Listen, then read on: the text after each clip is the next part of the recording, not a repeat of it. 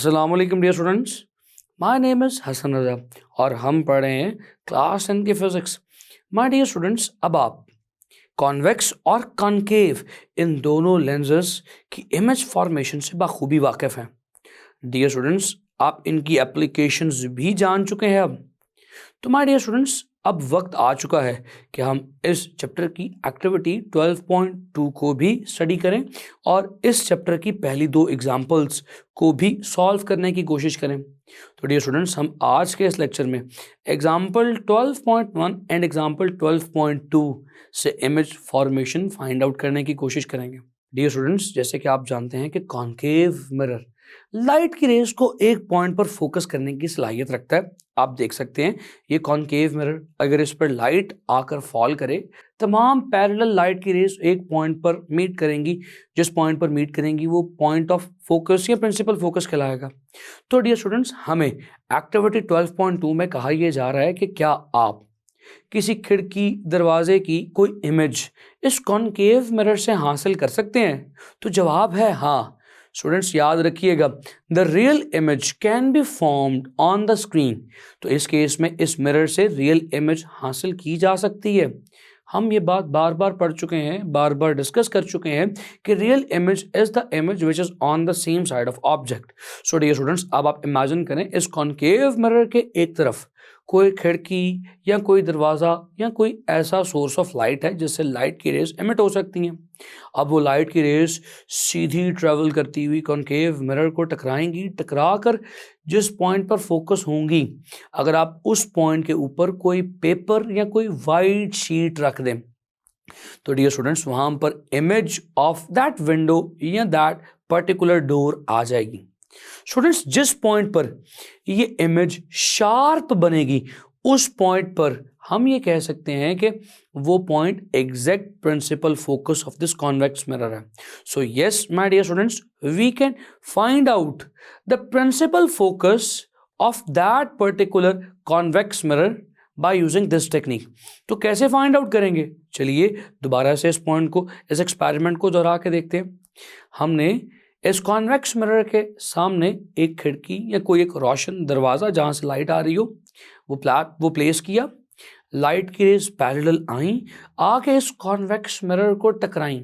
My dear students, टकरा कर एक ख़ास इमेज बनाएंगी और उस इमेज को ऑब्जर्व करने के लिए हमने सामने एक वाइट पेपर या एक सिंपल प्लेन शीट रख दी। तो स्टूडेंट्स, जो इमेज फॉर्म होगा हो सकता है कि इनिशियली वो ब्लर हो, तो हम उस शीट को आगे या पीछे मूव करेंगे।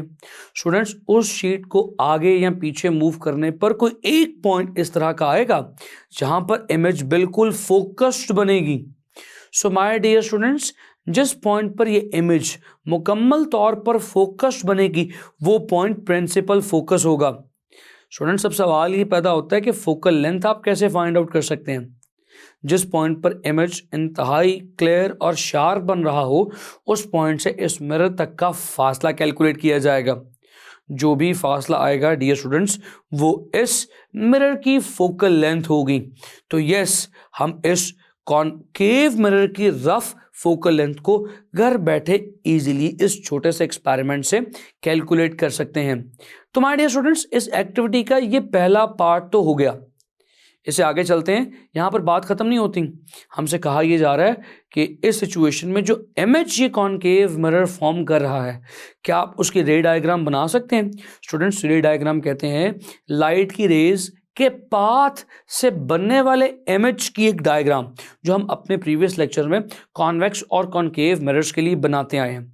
तो डियर स्टूडेंट्स, अब इसकी रे डायग्राम कैसी होगी आप देख भी चुके हैं, क्योंकि लाइट की रेज बहुत दूर से आ रही हैं, डिस्टेंस से आ रही हैं, तो लाइट की रेज तमाम पैरेलल हो चुकी हैं। ये पैरेलल लाइट की रेज इस कॉन्केव मिरर को टकराएंगी, इस कॉन्केव मिरर को टकरा कर एक पॉइंट पर फोकस होंगी। यही पॉइंट इसका प्रिंसिपल फोकस है और इसी पॉइंट पर इसका इमेज इंतहाई शार्प बन रहा होगा। तो डियर स्टूडेंट्स, ये इसका प्रिंसिपल फोकस पॉइंट और यहाँ पर इमेज बनेगी। तो ये रे डायग्राम आप देख सकते हैं। माय डियर स्टूडेंट्स, अब यहाँ पर चंद बातें इसके इमेज से बनने वाली बहुत ज़्यादा ज़रूरी हैं जो मैं आपसे शेयर करना चाहता हूँ। इसका इमेज कैसा होगा? क्या ये रियल इमेज होगा या वर्चुअल? हम इस लेक्चर के स्टार्ट में भी ये बात कह चुके हैं कि जिस इमेज को स्क्रीन पर ऑब्टेन किया जा सके वो रियल इमेज है। और स्टूडेंट्स इमेज तो रियल है, लेकिन इमेज कैसा होगा? क्या मैग्नीफाइड होगा या डिमिनिश्ड होगा? डियर स्टूडेंट्स, एक्चुअल ऑब्जेक्ट बहुत बड़ा था, ये ऑब्जेक्ट पूरा दरवाज़ा या खिड़की हो सकती है, लेकिन आपने इसका इमेज जो ऑब्टेन किया एक छोटी सी शीट पे ऑब्टेन किया, एक छोटे से पीस ऑफ पेपर पे ऑब्टेन किया, तो क्या ये इमेज मैग्नीफाइड है? Not at all, this image is dear student diminished, ये असल से भी थोड़ा छोटा है। So my dear students, the image that you are obtaining from this mirror is real and diminished. Students क्योंकि ये रियल इमेज है तो ये इन्वर्टेड भी होगा। सो माय डियर स्टूडेंट्स, हम इस चैप्टर की एक्टिविटी 12.2 भी समझ चुके हैं। मैं उम्मीद करता हूं कि ये तमाम कॉन्सेप्ट्स आपको क्लियर हुए होंगे। अब इस चैप्टर की पहली दो एग्जांपल्स, एग्जांपल 12.1 और एग्जांपल 12.2 को स्टडी करने के लिए हम चलेंगे लाइट बोर्ड की तरफ। डियर स्टूडेंट्स, हमारे सामने एग्जांपल 12.1 की स्टेटमेंट तो नहीं मगर गिवन जरूर लिखा है। स्टेटमेंट आप किताब में भी देख सकते हैं। Dear students, statement says that कि आपके पास एक कॉन्वेक्स मिरर है, उस कॉन्वेक्स मिरर से तकरीबन 66 सेंटीमीटर्स के फासले पर ऑब्जेक्ट पड़ा है और इस केस में जो उसकी फोकल लेंथ है वो 46 सेंटीमीटर है। तो सबसे पहली बात हमें इस चीज को इमेजिन करना पड़ेगा कि हमारा मिरर कौन सा है। मिरर कॉन्वेक्स है। कॉन्वेक्स मिरर के केस में आप जानते हैं कि कौन सा है?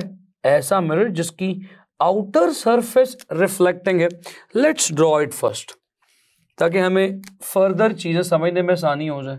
तो डियर स्टूडेंट्स, ये हमारा इमेज बनाने वाला मिरर कुछ यूं दिखेगा। ये कॉन्वेक्स मिरर है, इसके सेंटर से गुजरती हुई लाइन कहलाएगी प्रिंसिपल एक्सिस। स्टूडेंट्स, इसकी फोकल लेंथ 46 है। तो मैं आपसे सवाल पूछना चाहता हूं डियर स्टूडेंट्स, इसकी फोकल लेंथ कैसी होगी? पॉजिटिव या नेगेटिव? आप जानते हैं कि इसमें लाइट की रेज को फोकस करने की असल में सलाहियत नहीं है, तो ये यकीनन लाइट की रेज को फोकस नहीं कर सकता। वो डाइवर्ज लाइट की रेज को अगर आप पीछे की तरफ एक्सटेंड करेंगे तो जिस पॉइंट पर मीट करेंगी वो इसका वर्चुअल प्रिंसिपल फोकस कहलाएगा, यानी एफ। तो डियर स्टूडेंट्स, यहां से हमें एक बात पहले ही समझ में आ गई, ये जो इसकी फोकल लेंथ आप लिखी देख रहे हैं, it should not be positive. आपको याद करवाने के साथ साथ सिखा भी रहा हूं। So focal length would be negative here और इसका जो ऑब्जेक्ट है वो 66 सेंटीमीटर पर पड़ा है, यानी कि object would be somewhere here. तो रुक जाइए, पहले मेरे इस सवाल का जवाब दीजिए डियर स्टूडेंट्स, क्या ख्याल है? इसका ऑब्जेक्ट 66 सेंटीमीटर पर पड़ा है, फोकल लेंथ 46 है, इमेज कैसी बनेगी, रियल या वर्चुअल? स्टूडेंट्स बहुत सिंपल बात है, कभी भी कंफ्यूज मत हो। कॉन्वेक्स का नाम सुनते ही कह दें, कॉन्वेक्स मिरर की बात कर रहा हूं, याद रहे क्या अभी सब कुछ सिर्फ मिरर से रिलेटेड हो रहा है। कॉन्वेक्स मिरर का नाम सुनते ही फौरन से कह दें कि the image is going to be the virtual image. Image हमेशा हमारा ऑब्जेक्ट के ऑपोजिट साइड पर बनने वाला है, सो इसकी इमेज वर्चुअल होगी। हम देखते हैं कि क्या इसकी इमेज वाकई वर्चुअल होती है कि नहीं होती। तो सॉल्व करने के लिए हमें इमेज लोकेशन के फॉर्मूला को इस्तेमाल करना पड़ेगा। 1/f is equals to 1/p plus 1/q। My dear students, you have all the values, let's substitute them. चलिए सब्स्टिट्यूट करते हैं। स्टूडेंट्स 1/f किसके इक्वल आ जाएगा? -1/46 इज इक्वल्स टू p की जगह 1/66 आ जाएगा plus 1/q as it is. My dear students, आपने q के साथ यहां पर नेगेटिव नहीं लगाना, जब वैल्यू पुट करते हैं तब नेगेटिव लगाते हैं। मैं अक्सर अपने स्टूडेंट्स को ये बात यहां पर समझाया और सिखाया करता हूं, अक्सर वो इस गलती का शिकार हो जाते हैं, फॉर्मूले में बगैर वैल्यू पुट किए नेगेटिव साइन यहां पर लगा देते हैं। तो बगैर वैल्यू पुट किए कभी भी नेगेटिव साइन नहीं लगाना, हमेशा वैल्यू के साथ नेगेटिव साइन लगाना फॉर अ वर्चुअल इमेज, क्योंकि हमारे पास अभी वैल्यू नहीं है, हम वैल्यू फाइंड आउट करना चाहते हैं। तो डियर स्टूडेंट्स, यहां पर हम नेगेटिव साइन नहीं पुट करेंगे। Let's solve it. ये 1/66 इस तरफ आ जाएगा। तो डियर स्टूडेंट्स, हमारे पास क्या सिचुएशन बन जाएगी? -1/46, ये टर्मिनोलॉजी, ये वाली वैल्यू 1/66 इस तरफ आ जाएगी। तो डियर स्टूडेंट्स इक्वल्स के इस तरफ आके क्या होगा, -1/66 इज इक्वल्स टू 1/q। तो अगर आपके सामने कुछ इस तरह की टर्म लिखी हो तो आप कैलकुलेटर पर इसे सॉल्व कर सकते हैं। आप 46 और 66 का एलसीएम लेंगे, एलसीएम लेके डिनोमिनेटर को और न्यूमरेटर को सॉल्व करेंगे, सॉल्व करके आपके पास जो वैल्यू आ जाएगी डियर स्टूडेंट्स वो -1/27 आएगी, जो 1/q के इक्वल है। अगर आप इनका दोबारा से रेसिप्रोकल लें, इन्हें दोबारा से उल्टा करें तो हमारे पास फाइनल वैल्यू क्या बनेगी students, we will get -27 is equals to q, या इसको बेहतर तौर पर अरेंज करके लिख लें q is equals to -27 centimetres. Dear students अब आप q के साथ नेगेटिव साइन लगा देख रहे हैं, आप बता सकते हैं कि ये नेगेटिव साइन क्यों है। वीडियो को पॉज करके जल्दी से आंसर दें और फिर वीडियो को रिज्यूम करें।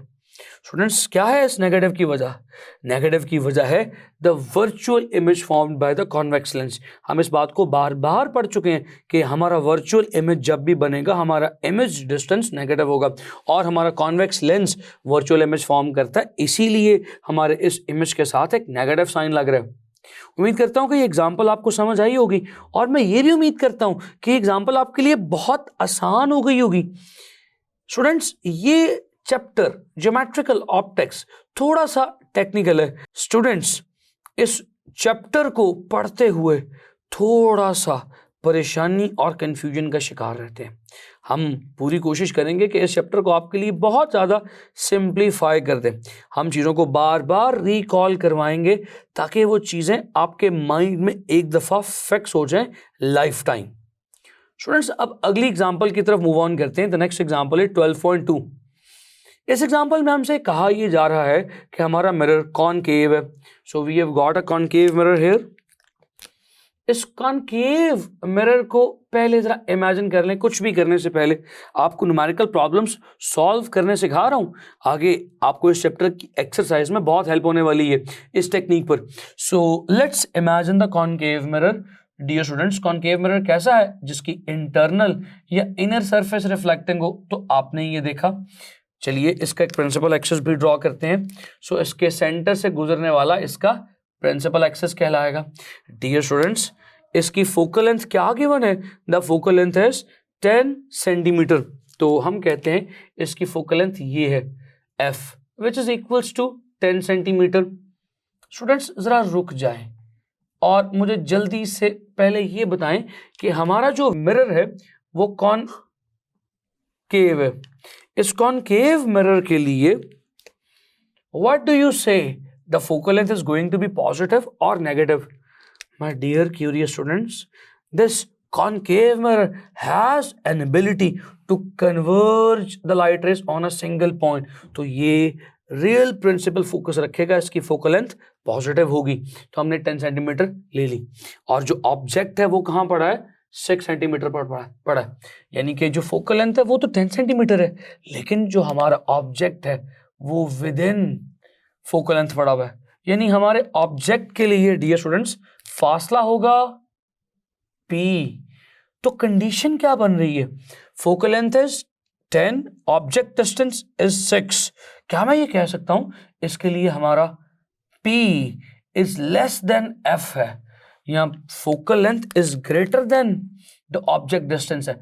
तो डियर स्टूडेंट्स याद कीजिए इस केस में हमारा इमेज कैसा बनना चाहिए, इमेज शुड बी वर्चुअल। मैं आपको अपना नॉलेज अप्लाई करना सिखा रहा हूं। स्टूडेंट्स बहुत सिंपल है कि अगर हम इस न्यूमेरिकल प्रॉब्लम को फौरन से सॉल्व करके चले जाएं, सिर्फ सॉल्व नहीं हमने सीखना है। तो डियर स्टूडेंट्स इसका सोल्यूशन कैसा होगा, चलिए करके देखते हैं। हमें इमेज डिस्टेंस यानी Q को कैलकुलेट करना है। लेट्स सी हम क्या यूज करेंगे, हम अपना इमेज फार्मूला यूज करेंगे। इमेज लोकेशन वाले फार्मूले को पुट करते हैं, 1/f is equal to 1/p plus 1/q। My dear students इस फार्मूले में वैल्यूज पुट कीजिए। f की जगह कौन सी वैल्यू पुट करूंगा, पॉजिटिव या नेगेटिव? स्टूडेंट्स इसकी फोकल लेंथ पॉजिटिव होती है तो इसमें नेगेटिव नहीं पुट किया जाएगा। सो 1/f is f की value 10 is equals to 1/p that is 6 plus 1/q। Dear students मैंने q फाइंड आउट करना है तो q एज इट इज आ गया, q को इसी तरफ रहने दें, ये वाली वैल्यू ये वाली टर्म आप इस तरफ ले जाकर माइनस कर सकते हैं, सब्ट्रैक्ट कर सकते हैं। हमारे पास सिचुएशन बनेगी 1/10 minus 1/6 is equals to 1/q।